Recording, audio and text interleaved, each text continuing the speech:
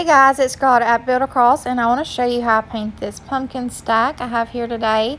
First, I've gone in and base coated my pumpkins in the color of the Gulf, Cotton, and Putty. And I'm going in now after they're dry, and I am going in with some chocolate colored paint, and I'm going in doing my spider legs and painting the stems, and then I'm also outlining them with this. And spider legs, I mean the little ridges that create the pumpkin shape.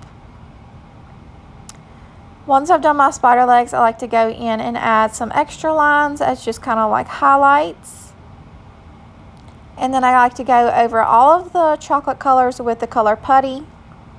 And then, of course, because my bottom pumpkin is the color Putty, I'm going to have to go in and do Savannah Mist as its highlight.